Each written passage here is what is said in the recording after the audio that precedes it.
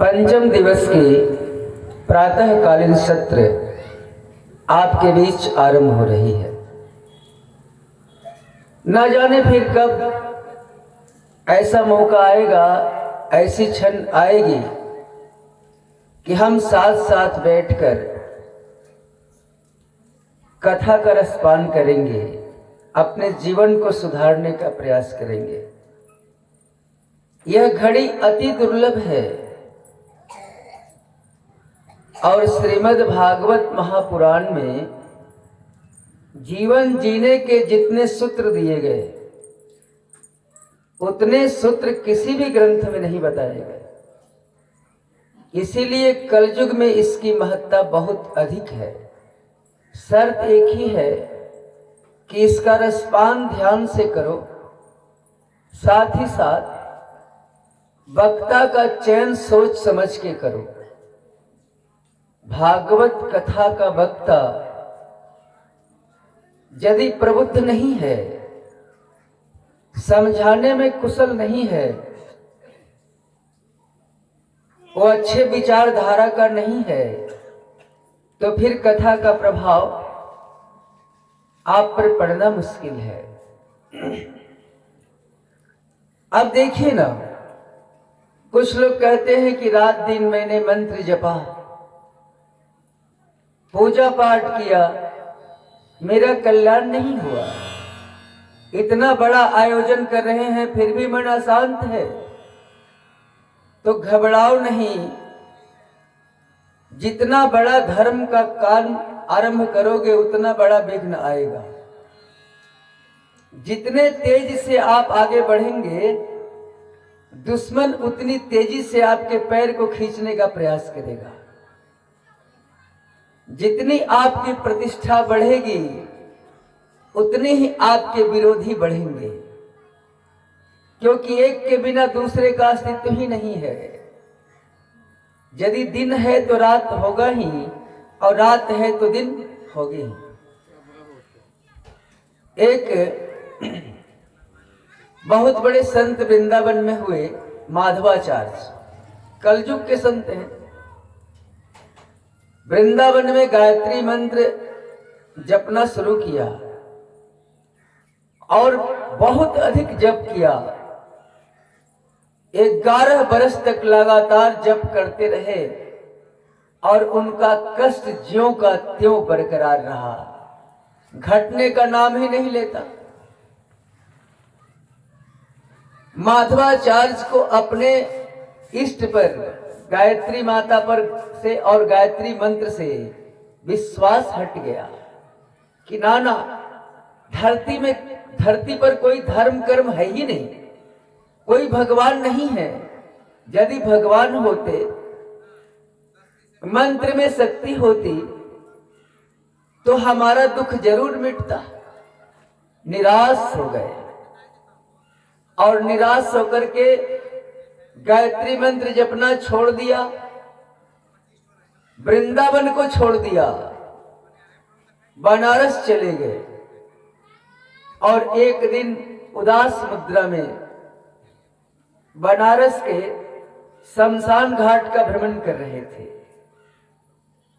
संध्या का समय था। एक कपाली सामने से आता हुआ दिखाई पड़ा, अवघड़, और अवघड़ के पास इष्ट सिद्धि होती है, प्रेत सिद्धि होती है। वो प्रेत आत्मा को अपने बस में करके रखता है, और जिसका इष्ट जितना मजबूत होता है, वह उतना ही अधिक काम उससे लेता है। प्रेत आपके भूतकाल को बता सकता है, भविष्य को नहीं बता सकता। भविष्य बताना सबके बस की बात नहीं है। भविष्य लोग अंदाज से बताते हैं, प्रेत को भविष्य की पता नहीं होती। वो आपका भूत बता देगा, 100 बरस 200 बरस पहले की बात आपको वो बता देगा, लेकिन आगे की बात लोग अंदाज से कहते हैं कि चलो अभी ये है तो आगे ये होगा। होनहार बिरवा के होते चिकने पात, इसी अनुमान पर भविष्य वक्ता कुछ बता देते हैं।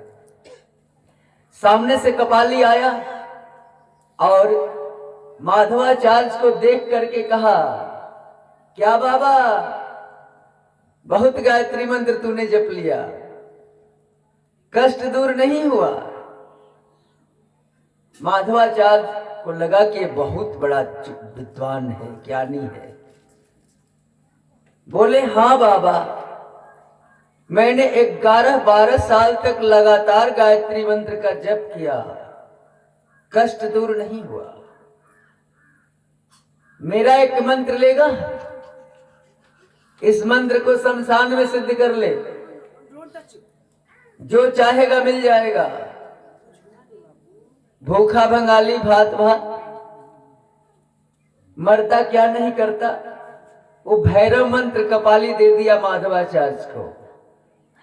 बोला कि लो बाबा, इसकी यही विधि है, शमशान में बैठ करके रात्रि के 12 बजे सिद्ध कर लेना।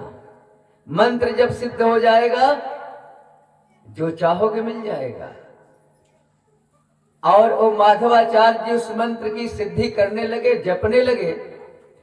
एक दिन जब मंत्र सिद्ध हुआ तो माधवाचार्य के पीछे से आवाज आई, महाराज, मैं आपका दास, हुक्म करो, क्या चाहिए? माधवाचार्य बोले कि अरे जरा मेरे सामने तो आ, तू मेरा दास है तो मैं तेरा चेहरा देख लूं। तो उस प्रेत ने कहा कि बाबा, मैं आपके सामने नहीं आ सकता। क्यों भाई, मेरे सामने तू क्यों नहीं आएगा? अरे बाबा, तूने इतनी गायत्री जप ली है कि यदि मैं तेरे सामने आऊंगा तो तेरे आंखों में इतनी ताकत है कि उस तेज से मैं जल के भस्म हो जाऊंगा। बोले, अच्छा, गायत्री जपने से मेरे अंदर इतनी ताकत आ गई? हाँ, तो तू ये बता कि मेरा दुख दूर क्यों नहीं हुआ? जब गायत्री से इतनी ताकत आ गई तो मेरा दुख दूर क्यों नहीं हुआ? तो प्रेत बोला, बाबा,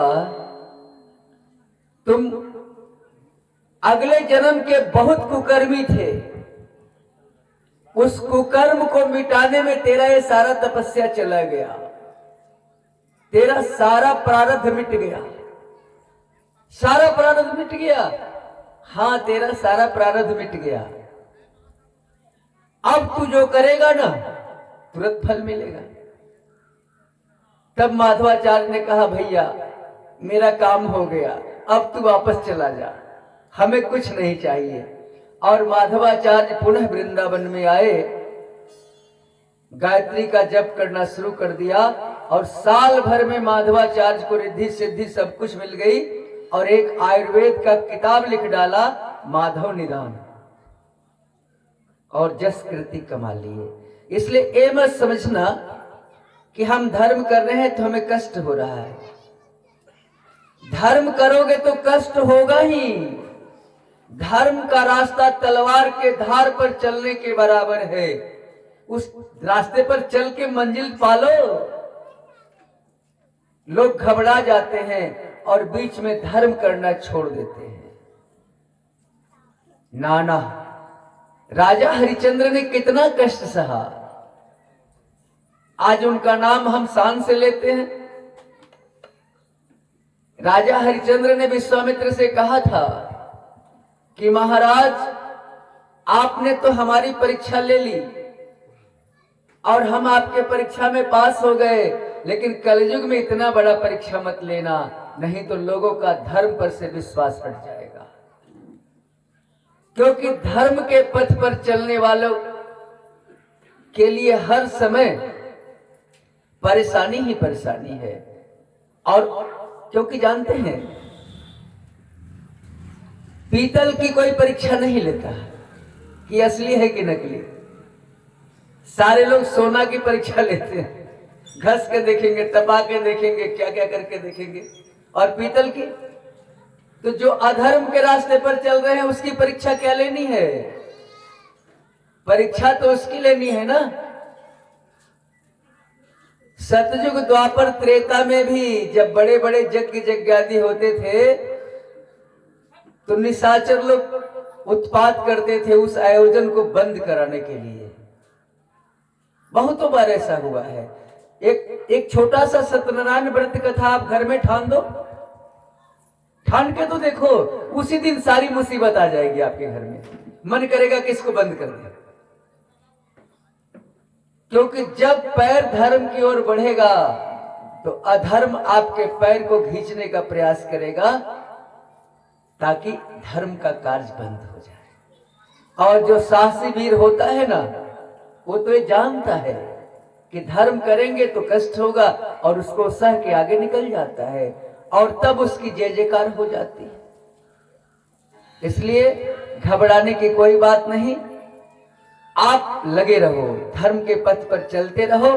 एक न एक दिन तुझे मंजिल मिल के रहेगी और सब कुछ की प्राप्ति हो जाएगी, सब कुछ की प्राप्ति हो जाएगी। जब हमें मिल गया तो क्या आपको नहीं मिलेगा? विचार करो, मैंने क्या किया? केवल थोड़ा सा भगवान की ओर मुड़ा, अपने को धोने का प्रयास किया और भगवान ने इतना रंगीन बना दिया, इतना रंगीन बना दिया। मंच पर बैठता हूं और भगवान मेरे सामने आ जाते हैं और बोलना शुरू कर देते हैं। मुख मेरा होता है, वाणी उनकी होती है। इसलिए भगवान पर भरोसा करो, वो सबका पिता है, सबका जगत, सबका पालनहार है, वो जगत का पिता है, आपका कल्याण जरूर करेगा। और मन और वाणी को पवित्र करने के लिए हम लोग 2 मिनट भगवान नाम का संकीर्तन कर लें, फिर कृष्ण कथा में प्रवेश करेंगे। हरि ओम।